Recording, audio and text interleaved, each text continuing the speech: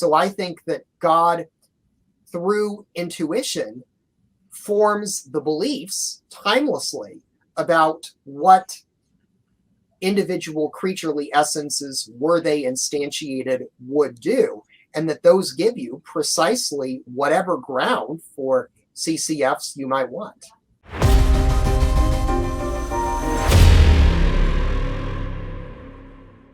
All right, so let's shift gears now, because from the Bible to super comprehension. Yes. Well, okay. Well, yeah. Actually, I want to get into the grounding objection. Yes. Let's. That seems to be something that's thrown around a lot. In fact, I see it on social media all the time. Yes. Where non-Molinists are going to appeal to the grounding objection, and if you press them just a little bit, you see that they have no idea what they're talking about. In fact, I'm glad to see that many non-Molinists are starting, that are academics, are starting to back away from the grounding objection. In fact, I appreciate this about Guillaume Bignon. I mean, he hasn't ruled it out, but he's saying he seems to think that it's not that powerful of an objection. And no. Yeah, tell me what you think about it. What are some different responses to the grounding objection that you take to be successul? All right. Well, I won't mention the new one that I suggest yet, but here are ones that I think are out there. First of all, what is the grounding objection? Because so many people misunderstand it. Right. The grounding objection holds that there must be a ground for counterfactuals of creaturely freedom. And by a ground, they mean something in virtue of which CCFs are true in order to be true. So there's got to be a ground for CCFs, something in virtue of which CCFs are true in order to be true, and that there is no such ground. Accordingly, God can't have middle knowledge. Now, my analogy for talking about the grounding objection is it's kind of like you're on a highway, and this highway has several exits that you can take to get off. And it seems to me that the very first exit that you can take to get off is to deny a metaphysically heavyweight version of truth by correspondence. So the grounding objection, it's important, presupposes a metaphysically heavyweight version of the correspondence theory of truth, which is known as Truth Maker theory. Truth Maker theory is the idea that for some truths, there is something in virtue of which they are true. In other words, a truth just can't be true. It's got to have something in virtue of which it's true. Now, interestingly, truth maker is a manner of speech which truth maker theorists don't interpret literally, since the in virtue of which locution, that's not a causal relation. So it's not that it actually makes something true. Most grounding objectors simply don't appreciate that fact. Mm-hmm. Now, if you're a truth maker theorist, then you would say that at least for some truths, they would require a truth maker. Well, what could you say there? Well, just deny a metaphysically heavyweight version of truth by correspondence in favor of a metaphysically lightweight version. So according to a metaphysically lightweight version, a proposition P is true if and only if P expresses reality either indicatively or subjunctively. In other words, P accurately expresses what was, what is, what will be, or what would be. And this version wouldn't require the actual existence of abstract objects like facts, which a metaphysically heavyweight version would. Now, on this version, the grounding objection can't even get off the ground. It's completely incoherent, since truths don't require truth makers in any case. Indeed, the metaphysically heavyweight version of correspondence theory is a minority position among metaphysicians. Most metaphysicians would say Alfred Tarski's famous T schema, where he says P is true if and only if P, that those actually render truth makers unnecessary for truth. So you could reject a metaphysically heavyweight version of truth by correspondence in favor of a lightweight one. Now, suppose you're like, no, I'm committed to a metaphysically heavyweight, notion of truth by correspondence. Well, the thing is then, you also have to affirm Truth Maker Maximalism, which is the idea that every truth requires a truth maker to be true. And most truth maker theorists are not truth maker maximalists. Right. And there's every reason to think that among those truths that wouldn't require a truth maker, hypothetical conditionals like counterfactuals of creaturely freedom belong to this class. So the second exit off the highway is just to reject truth maker maximalism. But suppose that you stay on the highway. You're like, all right, I've seen the sign saying entering truth maker maximalism land. I'm staying on. Well, then you could claim that the facts or state of affairs revealed by the disquotation principle constitutes the grounds for CCFs. Mm-hmm. So the ground of the CCF, if I had a stuffed animal in my office and it was a cat, I would name it Guido, is the fact that if I had a stuffed animal in my office and it was a cat, I would name it Guido. Right. Facts and state of affairs are considered by truth maker theorists as perfectly legitimate truth makers. So that's the third exit. A fourth exit is supplied by John Laing. He argues that each possible creature is an idea in the mind of God. And I'll quote him here. He says it's an idea that, quote, includes in it all the true counterfactuals regarding how the creature it represents would in fact act. So CCFs are objectively there to be known and ultimately grounded in the divine mind. Nonetheless, he says CCFs retain their contingent status, again quoting him, because although they are grounded in God, they receive their truth values from the creaturely wills, which pre-exist in the divine mind as ideas. That would be exit number 4. Now, you could say, all right, Laing, I don't buy it, because it seems like you're kind of breaking the rules.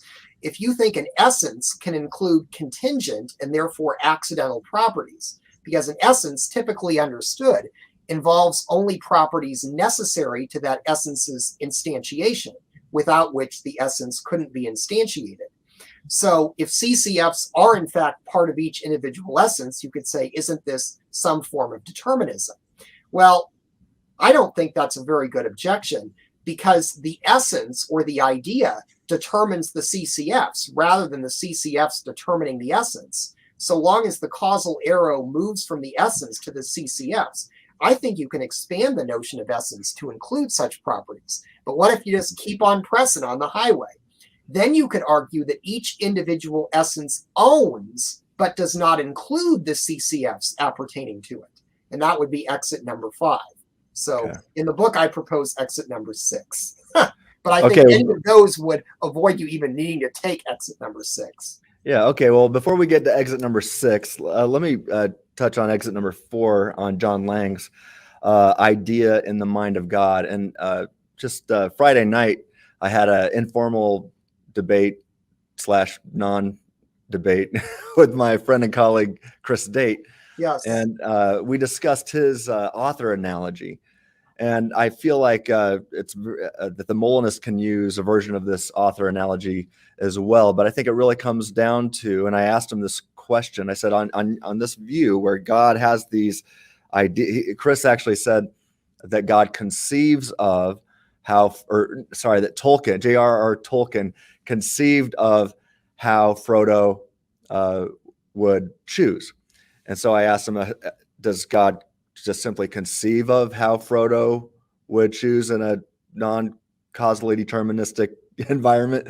Or did Tolkien himself decide and determine all the truth values about Frodo?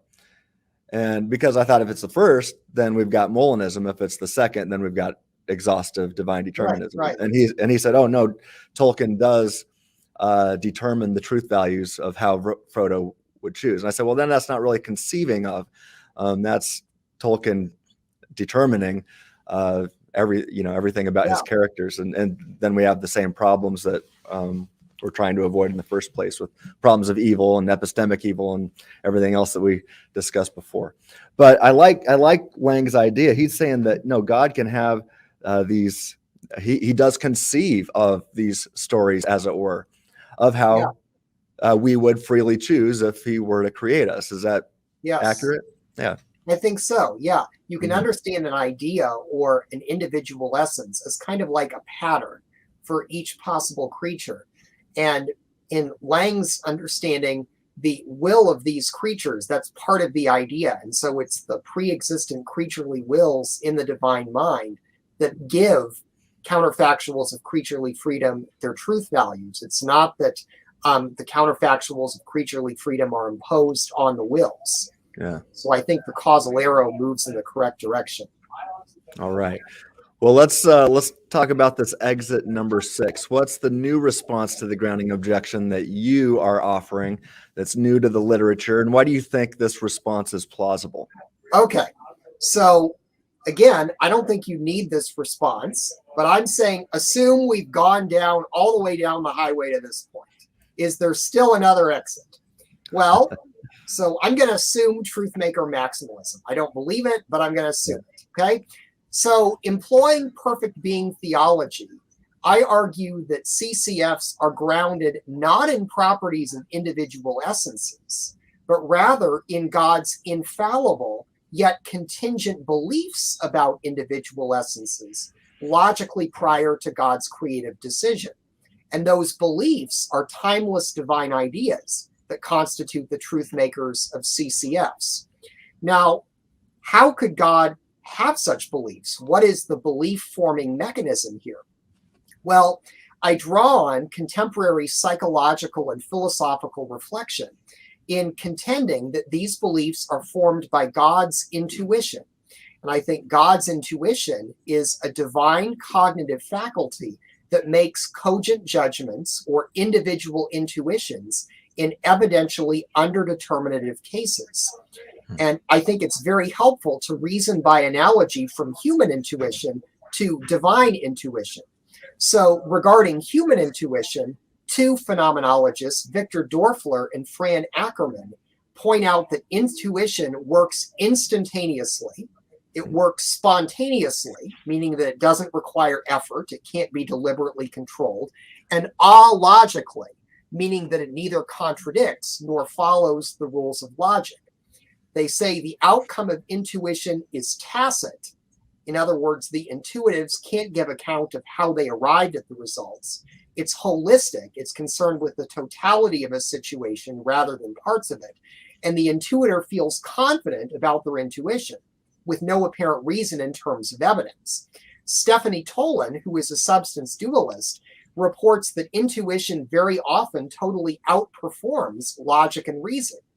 She says intuition is a mental faculty that can't be explained by materialist science. It's part of our original equipment.